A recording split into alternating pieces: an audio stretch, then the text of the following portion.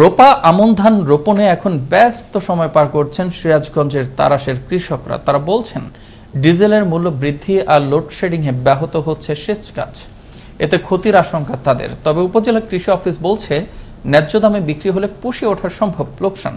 সিরাজগঞ্জের চলনবিল থেকে সোহেল রানা সোহাগের তথ্য ছবিতে থাকছে বিস্তারিত, জানাচ্ছেন আবরার আহমেদ মাহি।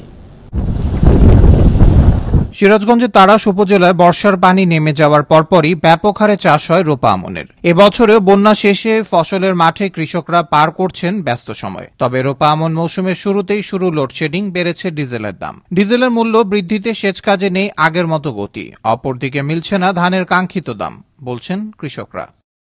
এখন আমরা জমি যে আবাদ বসত করবো, এতে করে ঋণ পান করে আবাদ করে কিন্তু আমাদের পরবর্তীতে যা জমি বেচে ঋণ শোধ করতে হবে।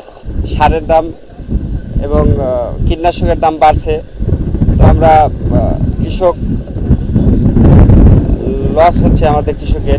কৃষকরা বলছেন ইউরিয়া সার ও কীটনাশকের মূল্য বৃদ্ধি পেয়েছে, হাতের নাগালে পাচ্ছেন না পটাশ ও টিএসপি সার। এসব কারণে এ মৌসুমে দ্বিগুণ হারে বাড়বে আমনের উৎপাদন ব্যয়, ফলে লোকসানের আশঙ্কা তাদের।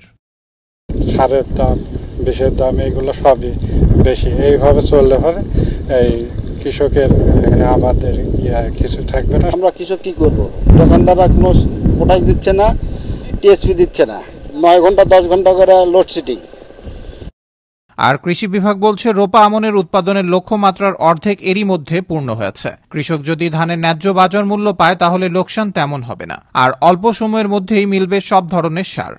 কৃষকের যেটা কথা, সেটা যে সারের দাম বা তেলের দাম বৃদ্ধি হওয়াতে এটা আসলে একটা সময় সাপেক্ষ ব্যাপার। আমরা আশা করছি যে ধানের দাম যদি কৃষক ঠিক মতো পায় তাহলে এটাতে কৃষকের ওরকম সমস্যা হবে না। চলতি রোপা আমন মৌসুমে এ উপজেলায় 12,830 হেক্টর জমিতে রোপা আমন চাষের লক্ষ্যমাত্রা নির্ধারণ করা হয়েছে। এখন অবধি প্রায় 6,000-এর বেশি হেক্টর জমিতে রোপা আমন রোপণ করা হয়েছে। আবরার আহমেদ মাহি, আনন্দ টিভি, ন্যাশনাল ডেস্ক।